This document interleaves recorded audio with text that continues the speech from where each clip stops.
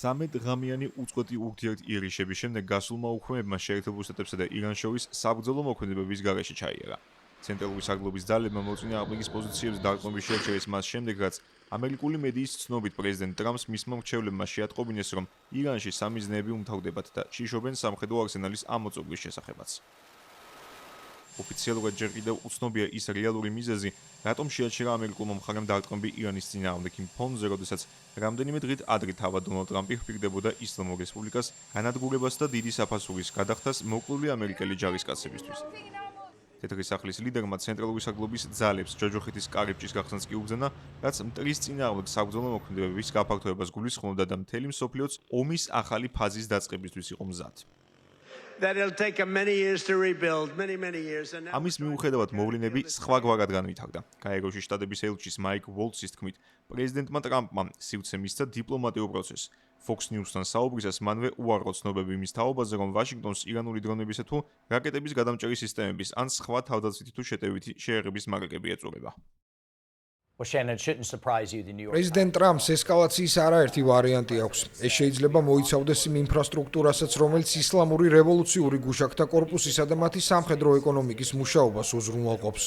პრეზიდენტისთვის არც ერთ ვარიანტს არ გამოვრიცხავ, თუმცა შემიძლია გითხრათ, რომ ახლახან ვესაუბრეთ ჩვენს შესანიშნავ თავდაცვის მდივანს პიტ ჰექსეტს და ყველა ეს ვარიანტი კვლავ განიხილება.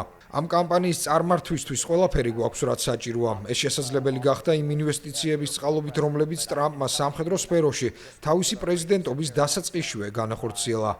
ჩვენ რთული ვითარება დახვდა. ჩვენი საბრძოლო მასალის მნიშვნელოვანი ნაწილი უკრაინას გადაეცა. კიდევ ბევრი კი ჰუთების წინააღმდეგ ოპერაციებში დაიხარჯა. მიუხედავად ამისა, პარალელურად ვავსებ ჩვენს არსენალს უფრო იაფი, უფრო სწრაფად წარმოებადი და ტექნოლოგიურად უფრო განვითარებული საშუალებებით. არავის უნდა ეპარებოდეს ეჭვი, რომ ამერიკის სამხედრო ძალებს აქვთ ყველაფერი, რაც ამ კამპანიის გასაგრძელებლად სჭირდებათ და რეგიონში დამატებითი სამხედრო რესურსებიც გადაადგილდება. ურთიერთიერიშების შეჩერების შესახებ აცხადებს თეირანის, თუმცა ირანელი მაღალჩინოსნების თქმით, ისლამური ქვეყანა კვლავ მომხრეა ტაქტიკის თავდასხმისთვის, რაც გულისხმობს სამხედრო პასუხის გაცემას შტატების მხრიდან იერიშების განახლების შემთხვევაში. დაახლოებით 2 კვირის წინ ამერიკულმა მხარემ დაარღვია ისლამაბადის ურთიერთგაგების მემორანდუმი და ჰორმუზის სრუტის სამხრეთით გემების გასატარებლად ხელოვნურად შექმნა უკანონო მარშრუტი.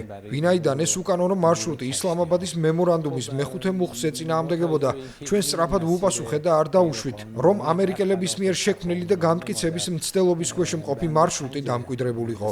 ომის ამ ეტაპზე ჩვენი სტრატეგია საფასუხო მოქმედებას ეფუძნებოდა. ჩვენი მიზანი იყო საფასუხო შეკავების დამყარება, ამერიკის მიერ თავისი ვალდებულებების შემდგომი დარღვევის აღკვეთა და შეერთებული შტატების იმ მდგომარეობაში დაბრუნება, სადაც ის კვლავ დაიცავდა მემორანდუმის დებულებებს. ანალიტიკოსები მანამდეც მიუთითებდნენ, რომ ვაშინგტონს ირანში მოვლენათა განვითარების ისეთივე მრავალფეროვანი ვარიანტები არ აქვს, როგორც ეს სულ რამდენიმე თვის წინ იყო. მათივე თქმით, ირანმაც ალღვა აუღო ტრამპის ადმინისტრაციის ნაბიჯებს და ისლამური ქვეყნისთვის ფაქტობრივად უკვე წინასწარაა ცნობილი, რაზე რა პასუხი ექნება თეთრ სახლს.